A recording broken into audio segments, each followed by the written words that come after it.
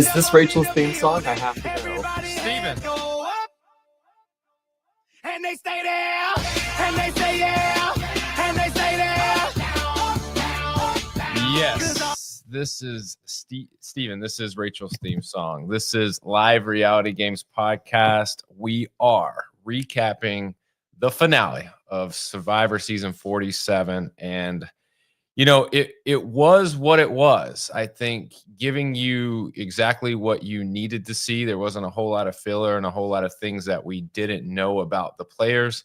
We'll break down the tribal council finale and do all that. But Steven, obviously the last episode prior to, it airing, there's a lot, like when you unpack the season as a whole, a lot of things occurred. A lot of things happened. It was very, entertaining. I think one of the more entertaining of the new Survivor, seasons that I've been experienced to. But for you, what are you grading this episode?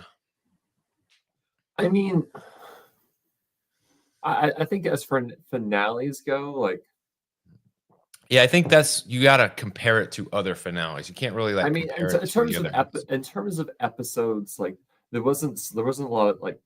Probably the highlight was the fire making challenge, just because like it was very much a nail biter. In terms of shock and surprise, pretty low. I mean, it sounds terrible to say, like maybe a 6 out of 10 for an episode. For a finale for a coronation of Rachel's game, it's amazing. It was great. But in terms of like content generated by a Survivor episode, I was kind of like saying, yeah, this is about what I expected. It's almost like seeing like a Tom Brady or Patrick Mahomes in the Super Bowl. It's like you gotta have a feeling how this is gonna go. But there's always a chance. But yeah, very to the point finale. And like to piggyback off you, it's very, very much like, not underwhelming. It was just, a basic finale when you compare it to other finales that we've had in the past. But it was definitely a coronation of Rachel, so to speak. I felt the episode. Well, I don't know if it was Rachel winning the challenge or Rachel saying at Tribal Council, I'm winning Sam and Teeny and Fire. At that point, it's like, all right, like unless something wild and amazing happens, like Rachel's gonna walk out with a victory. And I thought Sam put up a good defense, and like did his best. But we'll talk about that. It's just Rachel coming in, you're like, ooh, this person's the favorite, unless like she stumbles, which she didn't. She's got it. Yeah. So let's talk about how it opens. Everybody's happy. They're, one of the few times where you see like overwhelming joy because they know that there's no more tribal councils. It's really, if you have an opportunity to make the finale, you're either going to be there or you're going to have to earn it, which in any time that you're in Survivor, like, yeah, put my life on the line and let it be me. Let me earn it, not someone else dictating how my game goes. But you've played Survivor games before. You've been, you've finished in a number of different places with being the highest of the highs and the lowest of the lows. And what is, would you be able to, or can you separate the gameplay long enough to kind of enjoy the fact like they did, like, hey, we're at the end of this? Or is it still like I'm 100% game mode? Well, the one time I made it to the end, I was so in my own head and distraught. I don't think I was able really to enjoy the experience for what it was. I feel like 25 days in, you do see that kind of separation of saying, hey, we're here, we're all together, we're very excited, but darn, don't we wish Rachel wasn't here with us. Yeah, I think that for me, when you look at a finale and you make it that far, it would be still really hard for me to like separate the game from like enjoying it, because I would feel like the job's not over with. Yeah, we got more to do. But I think that's I think that's really hard in LRGs, because it's such a small amount of time and like everything is moving so fast. It's really hard to enjoy like being out there and the opportunity to play, especially the further in the game that you make it. So if I had any advice to anybody like playing LRGs, like enjoy the time that you're there, and that's hard because the game is always moving.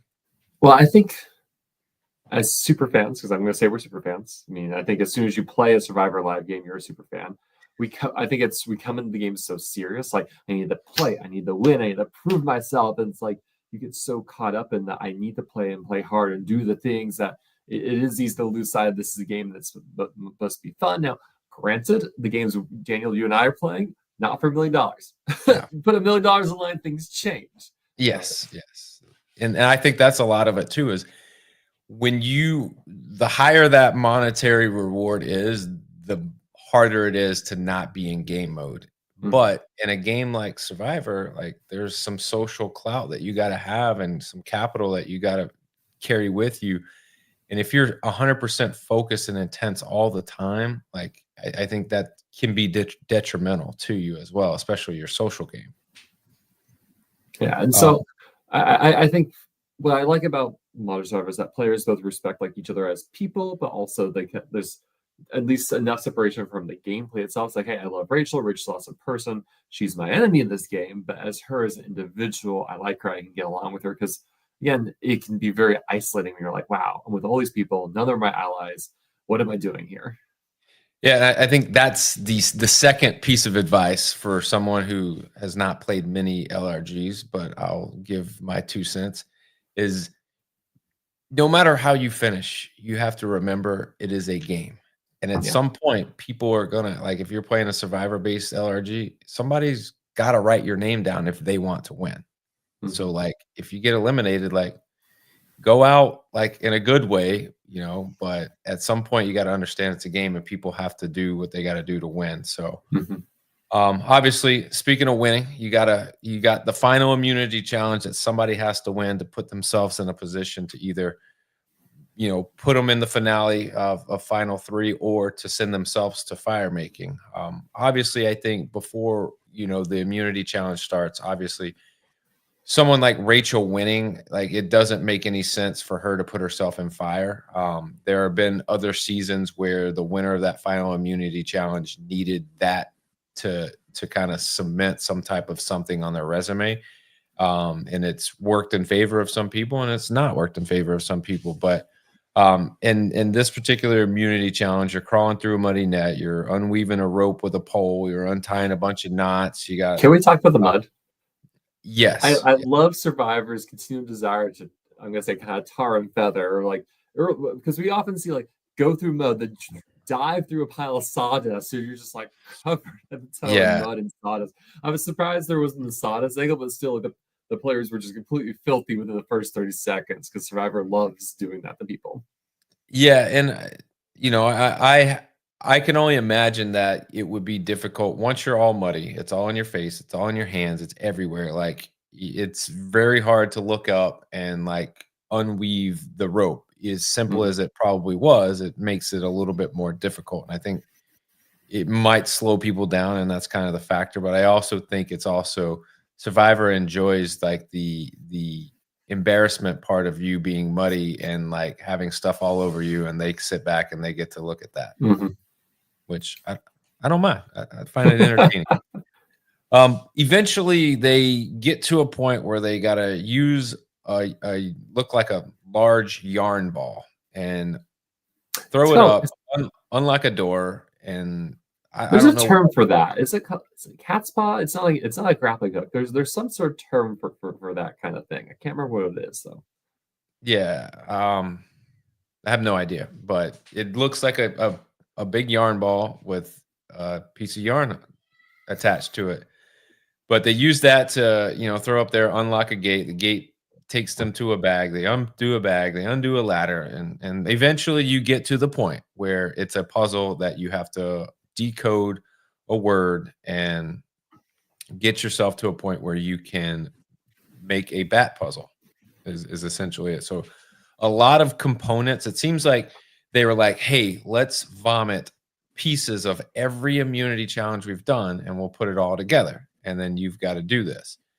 When you look at something like this, prior to anybody winning or anybody starting, I immediately thought like this was something Rachel was going to be good at.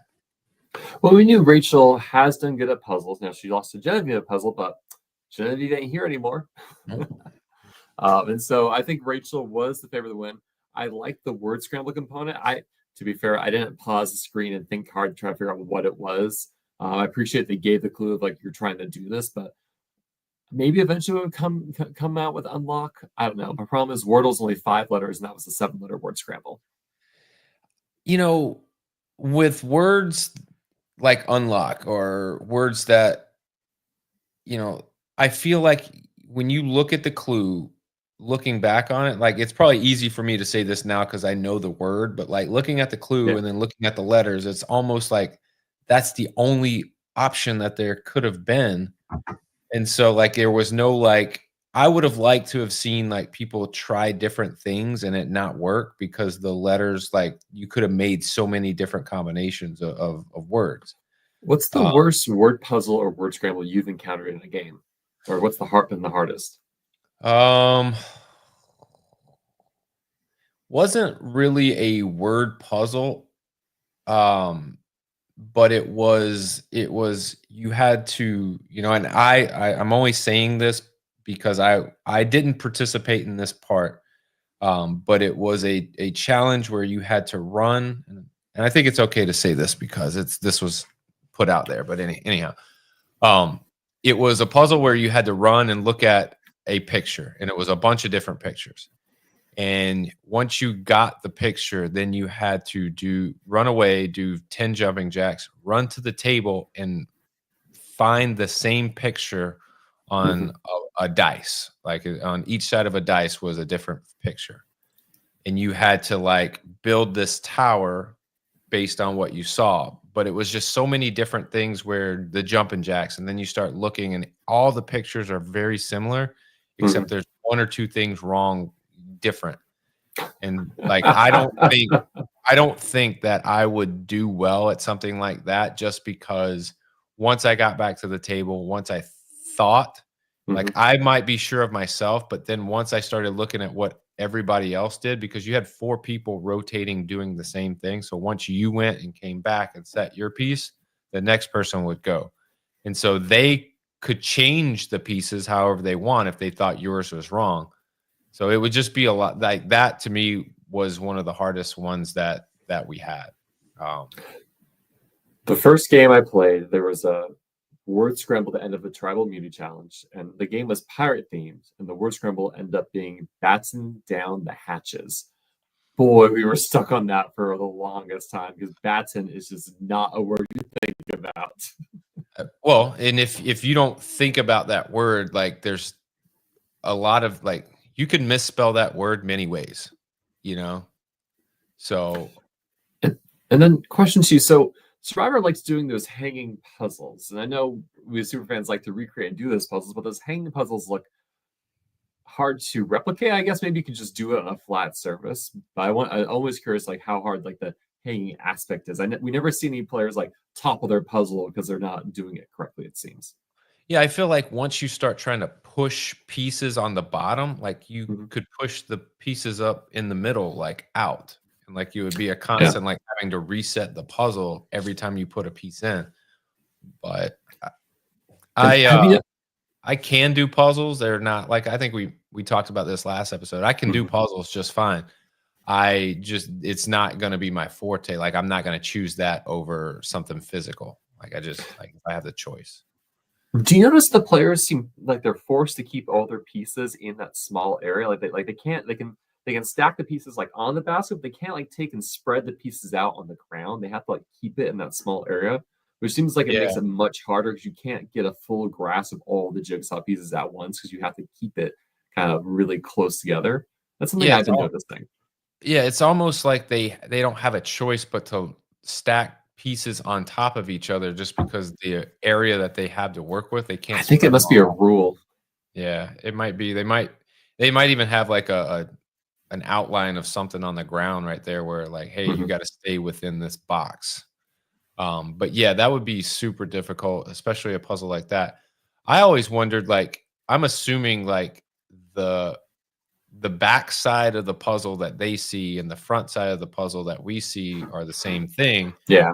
What if they didn't? What if they made them like look at the front of the puzzle and then like line like that would take forever. I've done that kind of puzzle and I lost it and I got voted out right after. So Didn't want to bring up bad memories, Steven, but yeah, that would be a wrench in a puzzle that I wouldn't want.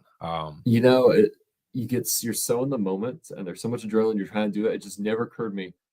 Oh, the design's different on the other side. I mean, what if it was? And what if like you had to make sure both sides were exactly like Well, you like have to what if it solve was a bat on one side and then like a torch on the other and like but both sides had to look right. I mean, thankfully it was they didn't need to add that complication.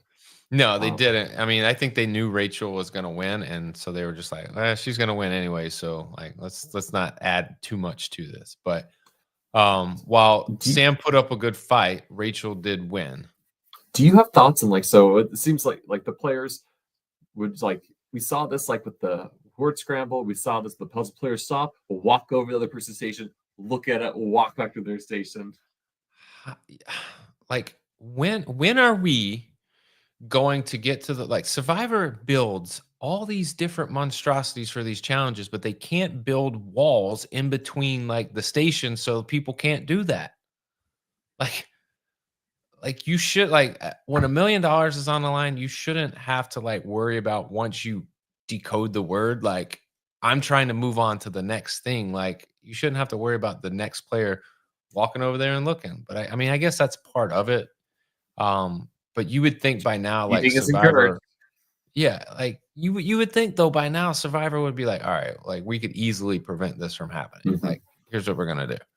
Once you climb up your ladder and you're working on this thing, like you're in like a cubicle, like it's open faced in the front, but like you can't move past it until you're completed. Like, just makes sense to me. I don't know. Mhm. Is it too much to ask for? I mean, you got all these Yes, clearly elaborate sanctuary. budget. It's not on the budget. I'm so sorry. It all went to Yeah. pizza. Take out that pizza and that terrible junk that they feed them at the sanctuary and throw it into some plywood and walls. Jeez. Maybe some paint if you're feeling extra. Exactly. You don't even need that. Like I could care less. Just make it to where people can't look and cheat. And it's not cheating because you can do that, but like, come on. But anyhow, Rachel wins. Now she gets to pick who goes to fire and who goes with her and sits at the final three. At this point, I don't think, even though they were going to go back to camp and they were going to talk about it, like I didn't need to hear anything that was said between then and the fire making because I had a really good feeling that it wasn't going to be Sue and it was going to be Rachel and Teeny. And that's exactly how it played out. Once Rachel won, Steven, did you think there was any reason why she wouldn't go with Teeny or Sam making fire? There's no good reason unless she's like, I think I'm the best person who can make fire, and I need Sam out.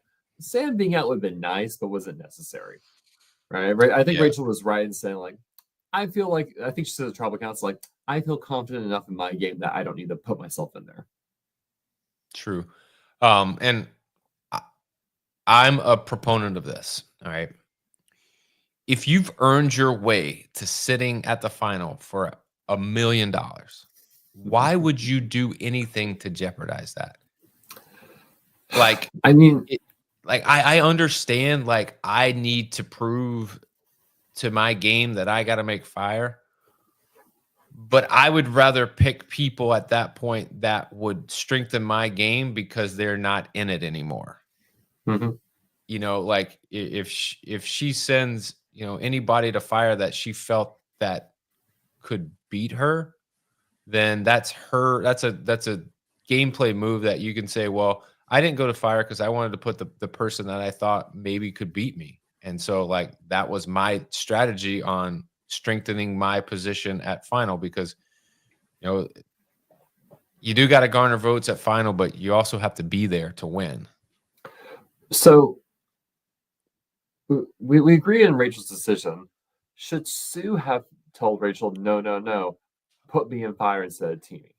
100%. As soon as like Sue's feet, as soon as they touched foot on the Becca beach and they could talk to each other, Sue needed to be telling Rachel, I need to go to fire.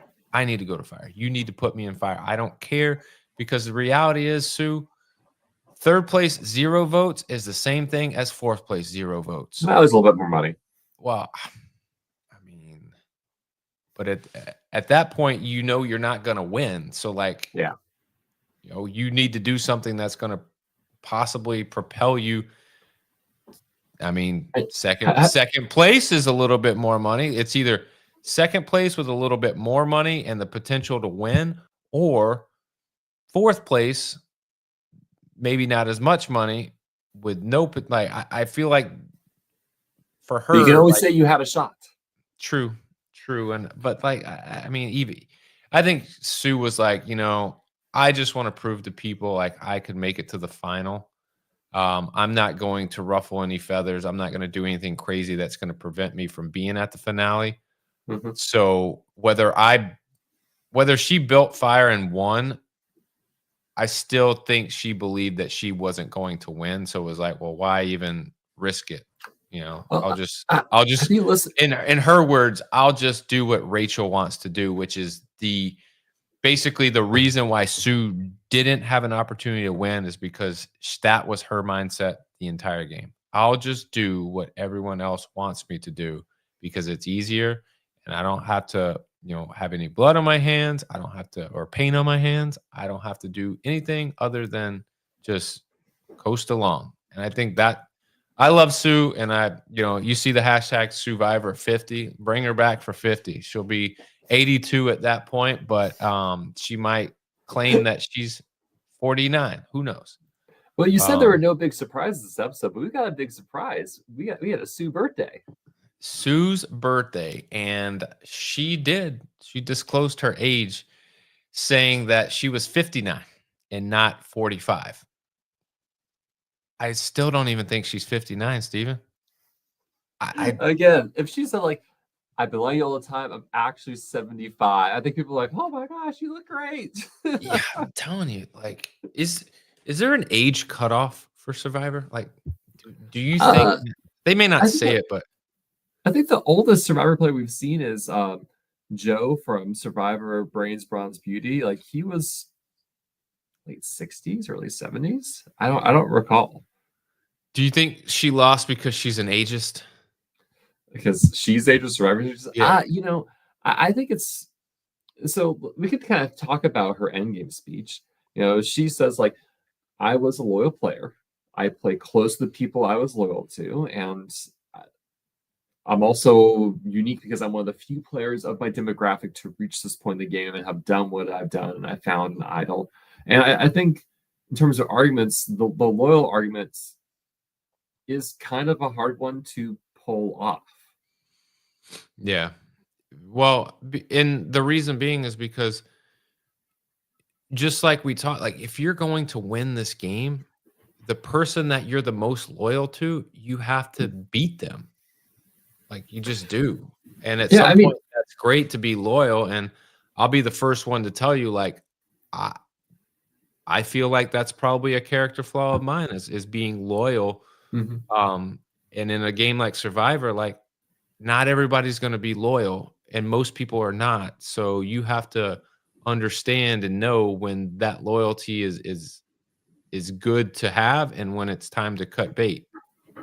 I feel like the ideal scenario for a loyal gameplay is you are loyal, you did not vote out your allies, and you sit at the end in the final two with the person who backs up everyone and people are furious with them. Think of kind of a Russell-esque scenario, right? Yeah. Where you're able to maneuver your way to the end with someone who's so reviled that your loyal gameplay is a breath of fresh air compared to them. Do you think that Survivor is ageist just based on casting and I not? mean, I think, gosh, it's been a while. If you look at the average Survivor age, I think it's the average age is probably somewhere between 25 to 30, right? And Yeah, I think it's something that's weird when you have a show where 40s makes you the old person. yeah. Don't say that. I'm not old. Heck, I was telling you that I've said like I played a game this past summer. I'm 32. I was the oldest person on the cast. Like this is really weird. Yeah, for me being like I don't know how marketable a Survivor season with The Golden Survivor. Are we gonna do it? yeah, with like 35 to 60-year-olds. Like I don't know how entertaining that would be, and but I could see a scenario where they go, all right, we're gonna have 3 tribes of people, and it's going to be a younger group, a middle group, and an older group, and then see what happens from there. But I think you would see that more in an LRG scenario than you would an actual like season of Survivor. I just don't think they're willing to get past it, I mean, Dahlia question is: can an older person win unless the jury is bitter? And I think we have seen players who are on an older demographic have commanding victories when they meet kind of this older stereotype in a sense. I always think of, whew, Think so about a few seasons ago with Julie. Julie was the older one, and yeah, she had the opportunity to get rid of D, and she yeah, chose to be loyal to her. And it bit her in the ass because D was only loyal. She was loyal to Julie to an extent, but yeah. I mean, I She felt recognized as Julie though was a threat. right, and I felt as though Julie could have won that game if she just would have said, "All right, I'm gonna go against D here, and I'm gonna vote her out." But then D won the hanging on the pole with her feet thing, and that became a big deal. And like from there, it was like, good luck trying to get her out because now she's got this boy toy that she's like stringing along, and he's just Poor Austin. eating everything up. And like I told my wife when we were watching that season, I said, D, outside of this game, D don't care about Austin at all. She's just putting it on just because he's allowing her to, you know, position herself in a very good spot. Um, but anyhow, like they go back to camp and it's there. There's no like drama to anything. It's Sam, you and Teeny are going to fire. I hope you can make fire. And then, Teeny gets into her head like she's done this entire season about whether Sam can make fire or not. Like Sam cannot make fire though. no, it's clear, but she was like, "Oh, it's a ruse. He's putting it on. He's putting on a show. He can actually make fire and he's just playing it up." And she just wanted to believe that narrative so much about him. And I think it's because it goes back to what she, said about him. As a guy, she's like, he's the jock. He's the good-looking guy. He's never been told no. He's been good at everything. So I think in her head, she, characterized him as being this really over the top, like competitive person. And like, she couldn't believe that he would be bad at something. Well, I think I appreciate Teeny kind of owning up, kind of like, I think I am projecting my fears or insecurities or desires onto you. And so we get to see a lot of that. But again, I think it was really vulnerable to Teeny to own that and discuss that, even though Teeny's like, I want to slay this beast I've created in myself, and it doesn't quite work out that way.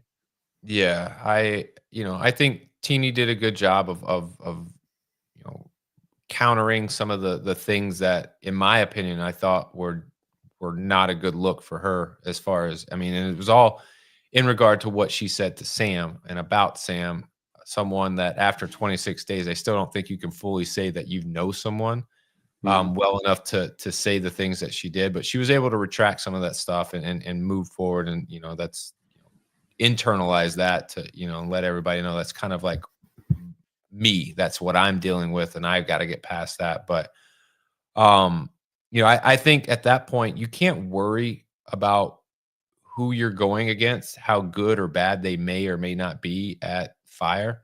You just got to go out there and figure it out for yourself. Like, worry about you. And I think that was part of Teeny's downfall in this is like, I think she was more worried about Sam than she was trying to figure out how to make sure she's in the final three.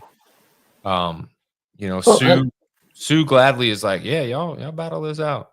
Sue didn't even Sue saw Sam. Sue sees Rachel helping Teeny.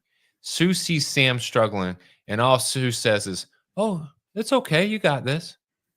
So talk to me about the jury management of helping someone with fire. We saw it was a big deal with Yam Yam and Carson, with Yam Yam helping Carson, teaching Carson. Carson goes out. Carson's in like has this huge impression of Yam Yam. Was it like and this? I think it. I don't know. We didn't really hear from Teeny at Final Tribal Council, so no clue like how much this influenced Teeny with like Rachel being there, coaching Teeny, helping Teeny. But it was I don't know. Any thoughts on that? Well, so here's the thing. I think Rachel looks at it. You got to look through the eyes of Rachel. All right. So Rachel's the one who is helping Teeny. If she helps Sam, that only takes a vote that she knows she's going to get from Teeny if it's between Rachel and Sam, because Teeny's not voting for Sam. Like I think we all know that. And so if she goes and helps Sam and not Teeny, now you're keeping a Sam vote but losing a Teeny vote. I would rather make sure and solidify my Teeny vote and keep my Sam vote. Sue, on the other hand, I think Sue could probably make fire better than anybody, but she didn't choose to help anybody out. If I was her, I'd be helping out everybody. Did we see Sue make fire this season? No, not that I can recall. When you work in your Sue supercut, you can let me know if you catch a scene of that. But I think what it is like you see the ash and soot all over her face at every tribal. So you just assume she was making fire. She was like definitely making fire, or at least that in my head, that's what I believe. Even though I've never seen her strike a flint one time, not once. I didn't see a spark come from anything. I didn't even see her add wood to a fire, much less start one. But who knows? That might be her magic, her superpower. She can build fire. So, general question to you about the final four fire making. It's here this day, right? Jeff Rose isn't changing it. Yeah. Are there any ways you'd alter or change how the process works, or you're just like, hey, this is the best that we're going to get? So are you talking in regards to like the elements in the fire making challenge and how they can affect so part of me is like, let's just battle it out and you vote for, narrow it down to two and you vote for one or the other. All right. I like the component of like, all right, I'm adding this element of gameplay that maybe doesn't necessarily needs to be added. But I do like the ability to, like, I could be a guy who plays a great game and I get put into fire and I have no like now I have the opportunity of bailing myself out, as opposed to everybody just ganging up and going, he's the best, like get him the hell out of here. At least I have a shot of saving myself. And I think that's what it comes down to, is when you want the best player, you want to give them a shot to save themselves in the event that everyone knows they're the best player and they're just going to load up votes on them and get them out. And so the fire making challenge does give you the opportunity as a player to earn your way in and save yourself. But I don't know what I would do differently. I don't know if I was reading a thread on Reddit where someone's arguing that just make all three players go to fire. Person wins immunity, safe, all three players enter fire, last one make fires out. Which would be interesting, but also I guess kind of ruins the dramatic tension of who do they choose? Who do they save? Well, I think when you can do one shot And I think that's what it is. Like, you have one camera that's fixated on two players. You can see them and their status in where they're at. When you add a third player, now it's a lot like the immunity challenges where you get Mhm. multiple camera views on different people, and then Just you're gonna get a wide. wider shot. But then it's like, well, can you see? And I don't know. I don't know if that's something, but yeah, I think an element like that, like having all three of them do it, and the winner earns immunity, and I think that's a great way to do it. But do we have to do fire at all, or is that just you know? I I would think love for there to be a vote, but I'm not Jeff Probst here. I think if you I don't know. I think fire making it's kind of a staple, a tradition of the game. So I think it should be an element within the game at some point. I just don't know if it should be the element that determines whether you stay in the game or not. Though I will say, as much as I'm ranking on fire making, this was an exciting last minute fire making win. Yeah. So you had Sam, who struggled, didn't look like he knew what he was doing. You had Teeny, who right away like gets spark, gets flame, starts igniting it. I don't know what went wrong. I felt as though Teeny had a great flame. It was reaching the rope. It was starting to get Mhm. higher and higher. And like I read some things where she should have added wood or whatever. But like I was reading someone's like, well, Teeny put her fire directly under the rope, and therefore the wind was blowing the flame too far away. Well, Sam didn't have his perfectly under the rope, and so the wind was pushing it more towards the rope because he had it a little bit further back. But yeah. I don't know. The wind has spoken was my reaction to this victory. Do you think if you were going on Survivor and you knew it and you had time to practice, do you think you would at least try to practice making fire yeah. at least once? I would be practicing. It feels like it's banking on me getting to the final four. But man, having like if you were told like if you go on Survivor and you can guarantee know what one challenge would be and you could practice ahead of time, you would always do that, right? Yep. I would be practicing like balancing, and I would be holding like eggs on spoons on one foot on like a So you brick. just need to I get one would of be those little balance boards and put like billiard balls on it and practice that. That's what I would do. exactly like I would be having makeshift challenges, and fire would definitely be something I think I would practice every day for hours. I don't know if I'll Because go that I much, would but need every day. hours. I think I would need hours to. But I'm the type of person where like I might go from no spark and no like flame to where if I get just an inkling of success, I'm gonna keep going. I'm gonna be like, I got this. And then 2 hours later, I'll be like, oh, I got this. And then 2 hours, like before you know it, I've spent a whole day trying to make a teeny little fire. My favorite practice I've heard someone do for Survivor, at least a live reality game, is Rachel, the winner of Surviving Bloomington season 6. She had her kids hide hidden immunity idols around the house and yard for the find to practice the search and looking for it. I thought that was adorable and a fun way to practice. I mean, that's a great idea. I got 2 little minions of my own that I can Put them to work. look. And my oldest, she loves to play hide and seek. So this would be something where she would be all for this. So, I mean, who knows? I may or may not have applied for another LRG. So if that's the case, like if I get in, I know what I'm gonna do. Cross my fingers. But, we get to the point where you see the wind, and I don't know if it was really a big deal, but they put it in the edit, and the wind seemed to blow in favor of Sam, but not in favor of Teeny. And Teeny's flame, which was higher and it seemed to be burning the rope, looked like she had this thing in the bag.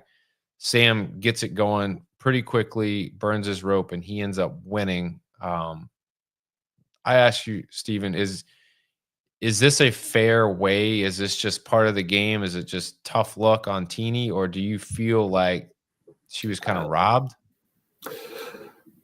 Tough luck. There's always an element of randomness and luck in this game, and this was it. This was elements in its most raw form. So it sucks. I mean, know it's I don't like. On one hand, T could have dodged the bullet because I think they too would have had a very difficult time against Rachel, and like who knows what the jury would have said to Teeny in that position, and sometimes you don't. Sometimes you're like, oh, okay, I'm okay not being excoriated by a jury. right. So that sets up our final tribal: Rachel, Sam, and Sue.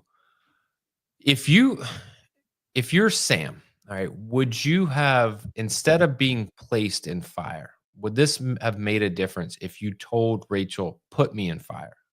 I want you to put me in fire. Do you think that makes a difference? Like if he says, I need to go, I want to go to fire, put me there, and then he wins, like, does that make a difference in the game?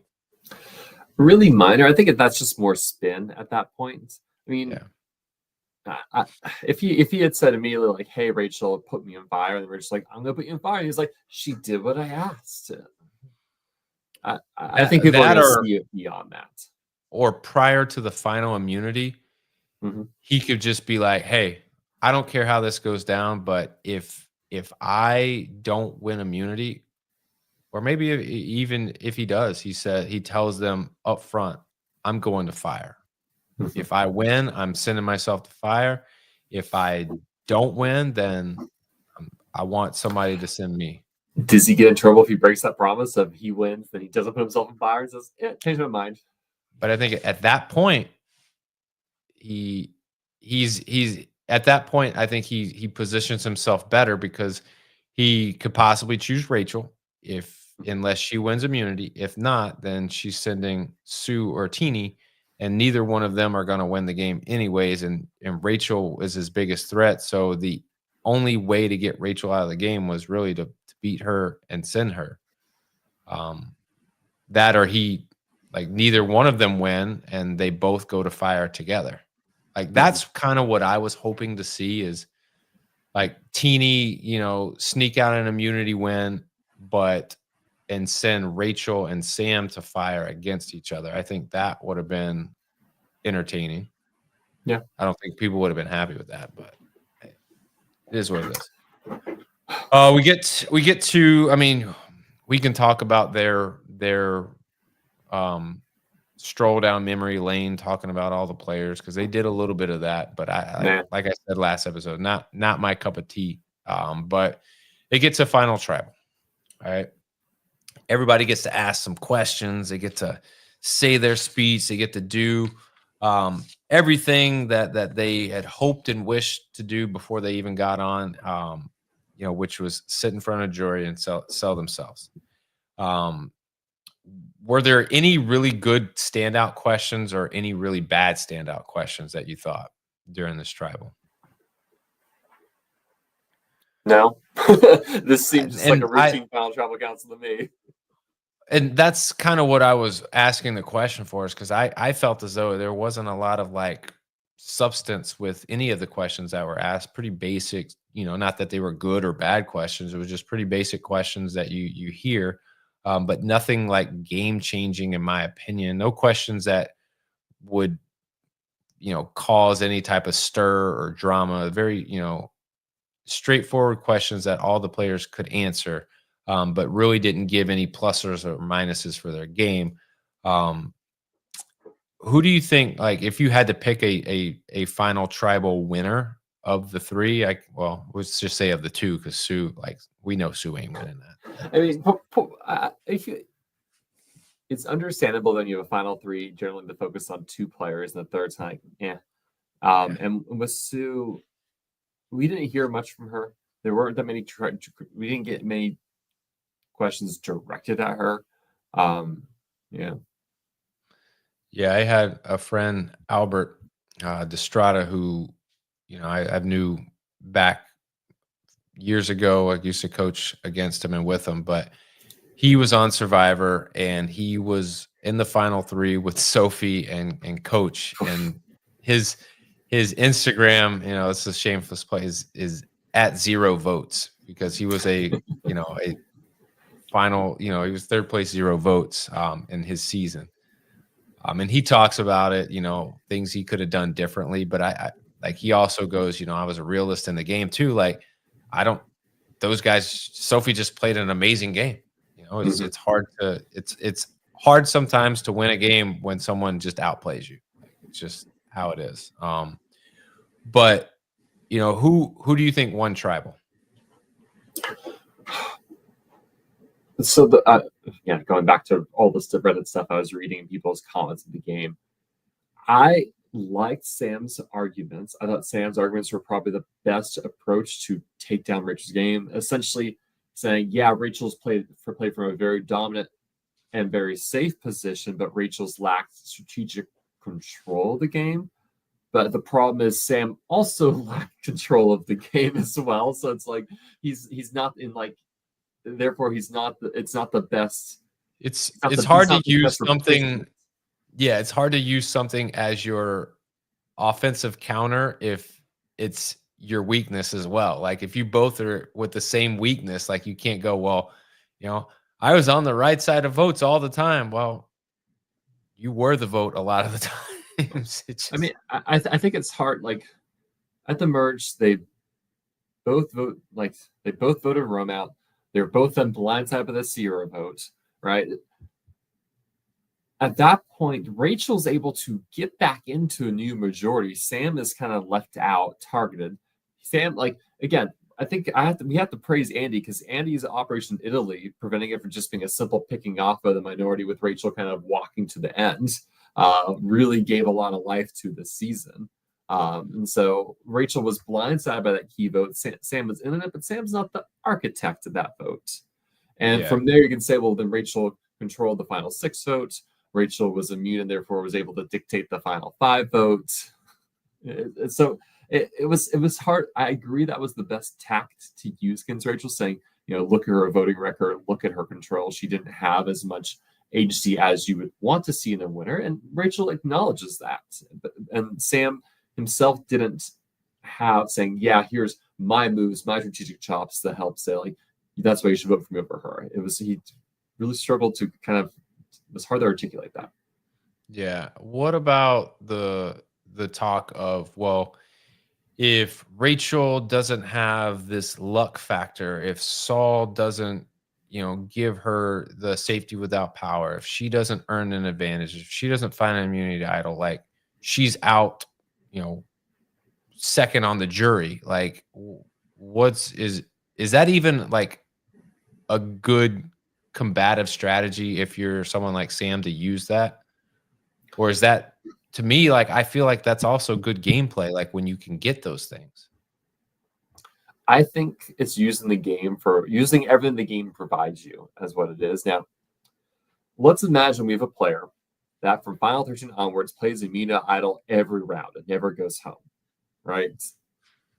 On one hand, there's that it's impressive. On the other hand, I might say, okay, great, you were safe. What were you doing beyond that? What about Rachel took the game and everything it provided and used it, and she did stuff beyond that as well and used it in a smart way. So, like, maybe another better way to compare is like Edge of Extinction or Redemption, or when players get voted out and come back in. There's purists who are just saying, like, no one who's voted out should ever be able to win again because they got voted out, and that ruins the whole point of the game. But the game rules are different. There's this redemption element, and so I'm more open to players who got voted out coming back in, and therefore winning if they're able to still package and saying, like, here's everything I've done, and yes, I have a blemish, but so I've surmounted that. I don't know. So, what do you think? I mean, it depends. Like, if you're going around finding immunity idols, to me, like, that tells me, yeah, you're playing the game, but at some point you also believe that you're on the bottom so much that you have to go and find an idol to play it so that you're safe. What would you say is the difference now between someone like Rachel who wins immunity, like at these challenges? Like, is that a detriment to your game to say, well, if you wouldn't have won all these challenges and earned immunity, like you wouldn't be in the game. To me, like that's another like feather in her hat. Like, Yeah. better than you at these challenges. Do better. Like winning is like, again, I don't think winning is enough to win Survivor. Like just winning only challenges, like being a competitive beast, that's likely not enough. But it's notable, it's striking, it warps the game in your favor because people can't say your name, people can't push it out there. You have agency to do things strategically you didn't have agency to do before. And so, again, I think it's helpful, but at least for me, it wouldn't be enough on its own. If that makes sense. Yeah. Do you think anybody's vote was swayed at Tribal? Do you think listening to the players talk like changed anyone's mind or made up anybody's mind? I feel as though like they were all pretty decided when they went in, and I don't think anything anybody said changed it, and I don't really think it was going to. I have not listened to any post-game content to tell you who was on the fence and why. I guess I'll ask you, did Kyle vote for Sam as a vote for Sam or a vote against Sue? I'm pretty sure he was like, it didn't matter. He probably flipped a coin and was like, Rachel or Sam. All right, I'll go Sam because as long as it's not Sue. This is why I'd be a terrible juror, because unless the vote was going to be very, very tight and therefore your vote counts, I would likely just not vote for the winner just because I don't want to. And I'd say, hey, I want to, like, we have 3 players, all of these games. Let me reward someone else. I am currently 1 for 3 for voting for a winner in the times I've been on jury, and the winner I voted for was my brother. Well, okay, like that's a different scenario. Like, like you have to live with that. Like nobody else has to live with that vote, but you do, and it's personal. Like so, it's almost easy to throw that vote at him and be like, all right, look, I just don't like. For the next however many years, like I don't want this to be a thing. Well, he lords it over me. Now he's like, I've won. How many times I played? How many times have you played? You've never won? I hear that a lot of my life now. It's coming, Steven. It's coming. Just hang in there. I believe in you. I believe in you. I had my one shot. I blew it. We'll ever see if I get back to final tribal. How do you feel about Rachel winning? Are you like when you look at the winners and you go, all right, Rachel won? Like, you feel like deserving, worth it? Is this the most dominant win of the new era we've seen? I think so. Because you look back, I don't know. D was pretty, like, in my opinion, I thought she was pretty dominant. Like, she played a really, really strong game. Didn't have a whole lot of that advantage help, but her social game was really good. Won immunities when she needed to. But like start to finish, I think when you look back at D's game, it was pretty dominant over that group. Real fast, Dally Rock confirms it was a vote against Sue. At that point, Kyle's like, I don't really care. It's just not going to be Sue. Sue, I want you to do the worst that you could possibly do right now, and 3rd is it. So there you go. I mean, so just recap. The winners we've had are Erica, Marianne, Gabler, Yam Yam, D, Kenzie, Rachel. I would put D and Rachel for the most dominant, though I think D played a more dominant strategic social game. Rachel, for whatever reason, wasn't able to, but played a very dominant from a challenge win as well as advantage game. I think when I look at it, D did the things that would position herself at the top all the time. Rachel did a good job of going, okay, what do I need to do to further my game for this next day? Because I don't think D felt as though it was a day-to-day, like, I gotta see how do I keep myself safe for tomorrow? Rachel being on the bottom and playing from the bottom all the time, she had to make moves in a different way. And some could say like that's more respectable and more powerful and more dominant than being on the top all the time. So. I mean, I think, again, had there been no Operation Italy, had Andy not done this flip, and we just see like a Pagani of sorts with like Genevieve 8, Was no, it Genevieve? It would have been Genevieve 8, Genevieve 7, Sam 6, Andy 5, Carolyn 4. Who knows, right? I think maybe we would say like, yeah, like she played a bit more Marianne Erica role where things happen to merge. She solidifies herself in this new dominant alliance, positions herself at the top, gets the end, but like Andy stopped that from happening, which I think was made the season much more interesting. Yeah, I agree. I think as much as Andy is easy to like bash on and not like, I do think he created a lot of entertainment and I think he helped dictate and change the game multiple ways. I mean, I think his decisions and his gameplay really altered how the game ended, in my opinion. So, maybe that's why they're talking about bringing him back. I don't know. That's for the hair. But you're not gonna get my vote if on day 3 you're talking about quitting. Just not. It would be, you have to play a very, very great merge game to really sway me. It's like, all right, like that's pre-merge. I can focus on post-merge. I'm gonna bring up Mary Duda's list in terms of winner ranking. I think we're missing a winner here. Yeah, Kinsey. But thoughts on this? We have D's. Better than Mary themselves or Kenzie. Better than Rachel. Yeah, Erica Gabler. Okay. Yeah, second one's Marianne. There we go. Yeah, I wasn't a fan of Marianne. She was just too much for me, and I think her game didn't get good until late in the game, which a lot of times that's what you have to do is figure out how to win once you're there. Rachel, in my opinion, is played a better game than Marianne. But I don't disagree with what Mary's saying there. Gabler, I mean, at the end, pretty on point. Pretty on point.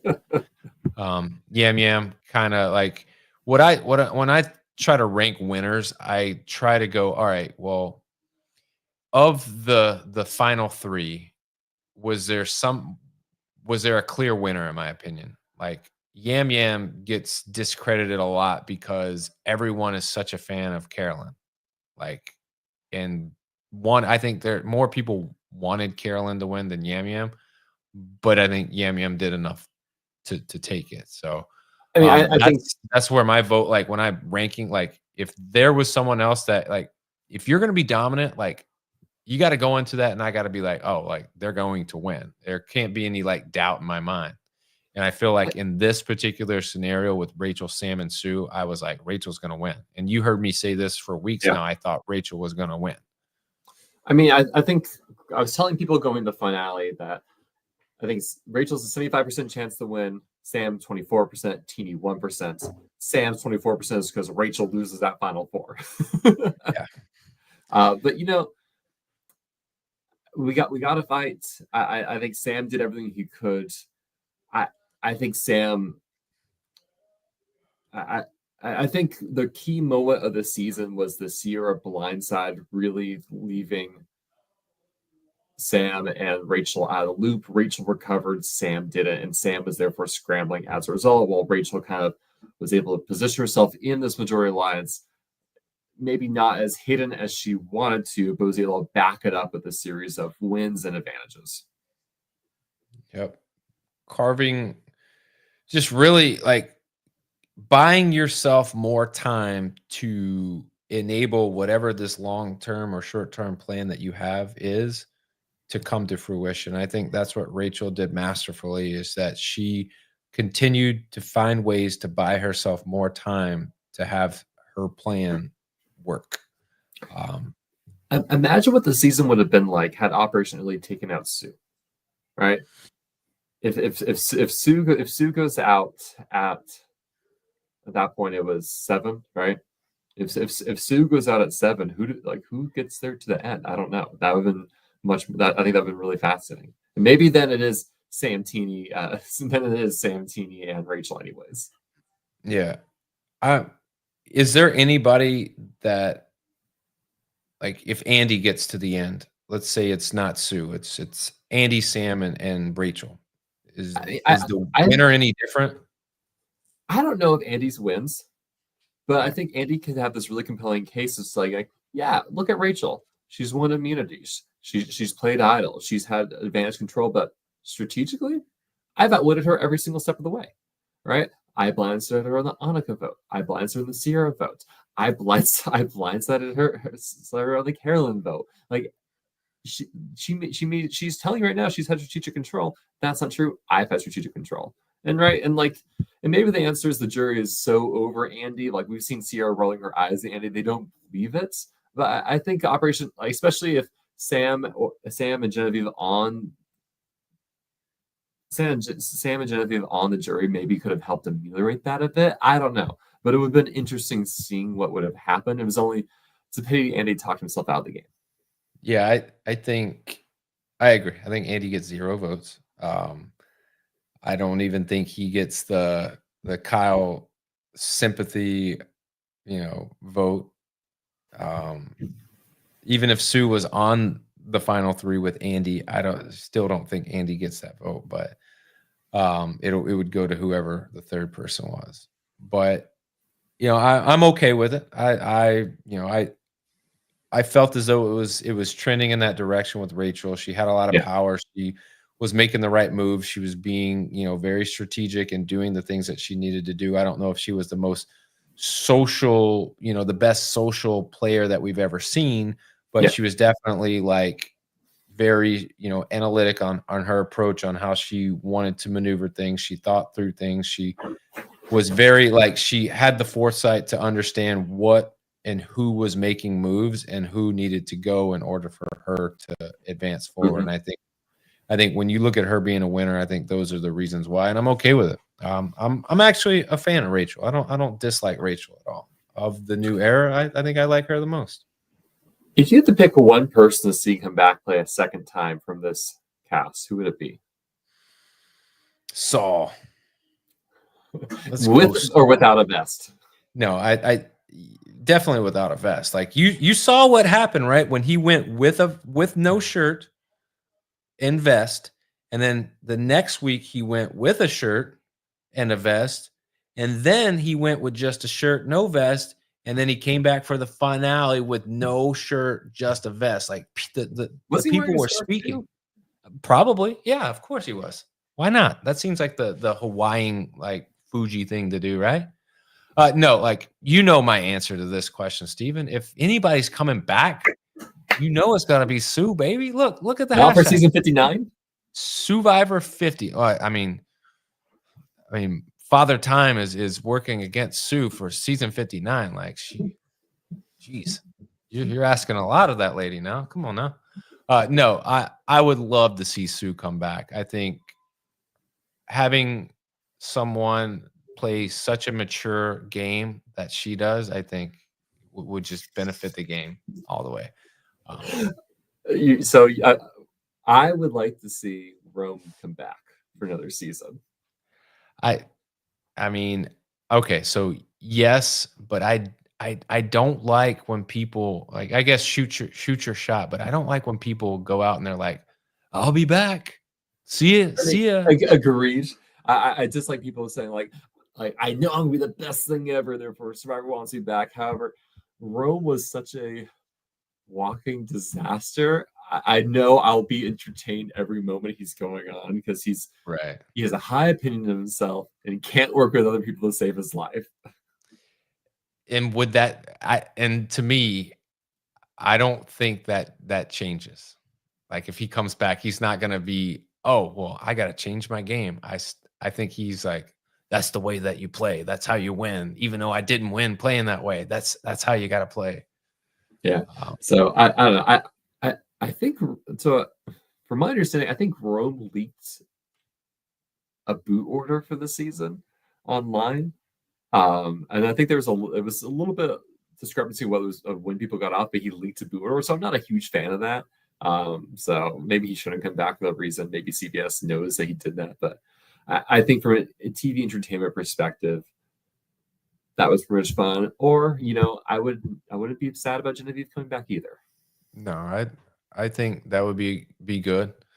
Her and Rachel back together.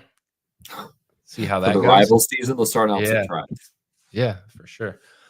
Season 48 preview. I mean, you can call it what you want. I mean, I couldn't pull heads or tails from it. There's nothing really about any of the players out there other than their names. But it looks like a very, very typical cast that we've seen.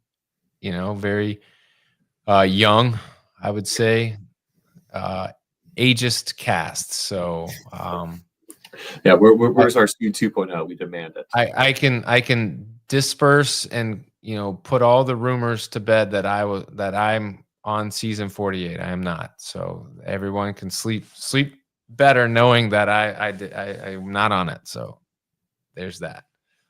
But yeah, I think season 48. What do you think? Like spring? What is it? February, March? February, I think, is when it comes out. Maybe that sounds about right. February-ish, maybe early March. It's not probably February. This is the short off season, like only 2 months. Do you think there's all right? So there's so much anticipation for season 50, right? Season 48, season 49. Are they going to be duds because of the anticipation? No, I mean, Yeah. I enjoy Survivor for what it is. Like, Yeah. I will like these seasons even with anticipating. Like, season 49 had its own issues, but beyond, if you ignore large chunks of the issues, like it was like I still enjoyed it for what it was. And then there's anticipation of season 39 to season 40.